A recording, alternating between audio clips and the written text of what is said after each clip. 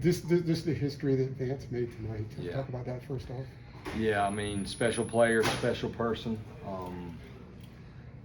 You know, I've said it from the get-go. I don't know if y'all remember, but in the preseason, they asked me about Vance. I'm just going to enjoy being around him, watching him. He's been like that since the day he walked in here in summer school as far as his character, how he carries himself. I asked him actually today, did you make a 4.0? And he said, no, dang it, I made an A-, so he made a 3.9. He's only got 8 hours left, so the kid's phenomenal. And we just celebrated that he broke the record, gave him the ball that he broke the record with. And then I told him, I said, man, you're gonna have a lot more because you got one more year here at North Carolina. And everybody started laughing. So he's coming back. I mean, right now he is. You never know, right? But we pretty much know. But yeah, just a special kid, leader. It's not just his talent. There's more that goes into it. You know, humility. He's got all the right attributes that you hope your best player has. And that makes us way better, makes my job way easier. Is this anything that you all have talked about like regularly? Like just the approach of getting closer and closer and closer, or have you just not? I have not said, I can honestly tell I haven't said one thing to Vance about it. Not one thing. You know, same thing, he don't want to talk anything about the Major League Draft. He doesn't want to have any meetings with any Major League teams. He wants to focus on this team and having a blast with his boys because obviously it's, you know, most likely his last year at North Carolina, but maybe I can convince him to come back. Yeah. What about the overall power? I think it's like 70 home runs in the last 28 games. I mean, my goodness. Yeah, really. Yeah, you know, it's good to see D'Onofrio too, because we felt like he could hit like 15, and they come in bunches sometimes this time of year. You know, Vance's freshman year, that's what was so disappointing losing him last year during that stretch, is he got really hot at about that time and hit a ton of them. D'Onofrio can do the same thing. So, and it's a balanced lineup.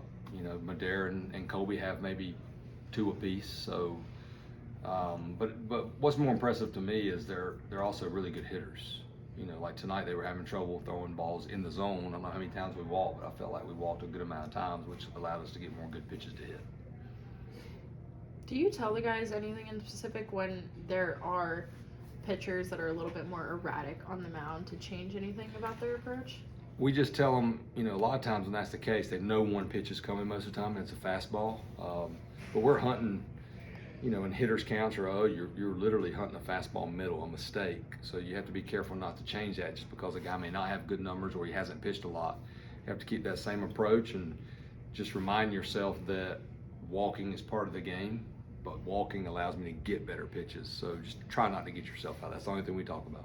And that guy had only given up 7 home runs all season. Yeah, you know, I felt like we matched up pretty good against him. You know, we were doing our prep. He's got a good arm. I just felt like, you know, his off speed wasn't, you know, good enough necessarily to wipe us out. So we were going to stay on the fastball until he showed us something else that was good enough to get us out. And our guys did a great job. I mean, Vance set the tone too. And then, you know, Harbor, and then boom, boom, boom, you know, just it's contagious, that's for sure. We've got power throughout the lineup. It's good to see Berto too, because Berto, we know he's got that power, and you know we feel like he can get hot and hit a bunch of them as well. We've been joking that he's behind. Yeah, and it was like, to go along with what RL says, like you put a lot of good swings on those pitches too. I mean, it wasn't like, you know, you lucked your way into some of these. Yeah, tonight, no doubt. You know, I mean, Coach Wiersbick, he's our hitting coach, and he deserves a lot of credit. He works his butt off with these guys in the cages, and they believe in him. And he's passionate about it. That's what he spends all of his time on. Our guys aren't afraid to make changes if he tells them that they need to make a change. He was a heck of a player here, a heck of a hitter, and then played in the Astros organization. But, you know, our guys, what you're seeing is they're playing free and easy, and that's what I'm really telling them. Hey, that's how you should play this time of year. You know, you got to be aggressive, and you got to go get it. You have no fear of what if, and just go out there, and because then you're going to be hitting so hard anyway. Yeah. If you start getting tight in that box, you're just not going to be very good. So I tell our guys, watch those major leaguers. Y'all can pull them up, and they're calm, cool, collective, and they're the 3% that are best in the world. And you have to slow the game down to be good offensively. So Weir's done a phenomenal job with those guys. Have you ever had an inning where it's home run, somebody does something else, and then another home run, and then Probably. mattered? I don't remember it as much, you know. All those years being a pitching coach, I watched it. It was really cool when we hit a lot of home runs because I know we had a big lead. Right. But you know, your brain's so locked into the next pitching move, you might not think about it as much. But you know, this lineup, and we have guys like Johnny that had to come in the game the other night when Parks got sick, and Vanderbrate. Like, it's got depth too. So that's why nothing surprises me. I think all these guys. I mean, Colby up there looks bad on 2 pitches, and then he gets it done. And we didn't have to send Dalton Pence out there or use another pitcher. I mean, we weren't going to send Dalton back out there, but that can save us another pitcher who can be big tomorrow. The 2 weeks between starts for Jason, did that contribute to him not finding everything, even though he battled? Probably. And I contemplated him starting a game Wednesday against William and Mary just to try to stay sharper because it was a long time and he had good stuff. But credit him making big pitches in big situations because we were about to have to make a move there. And the fact that he still went 5 innings with the bases loaded, that's impressive. That tells you how good that kid and how tough he is. Coach, what went into the decision to add the JR patches to the uniform? I just decided that's what we're doing. Be honest with you, I didn't really ask for permission. JR has influenced us more than he knows, obviously. Our guys influenced him, and I really felt like he was a part of our team. You know, he feels like he's like a player, and we treat him like a player. But what JR didn't know, and his family knew a little bit more than JR, is how much he actually impacted these guys from their perspective standpoint. So that's what I've been thinking about. You know, to me, it's still like, you know, you try not. I don't want to like tear up and stuff because I got really close to JR, and it's still like anytime something sudden happens like that, it's a little bit surreal. Like I'll be laying in the bed like I can't believe JR's.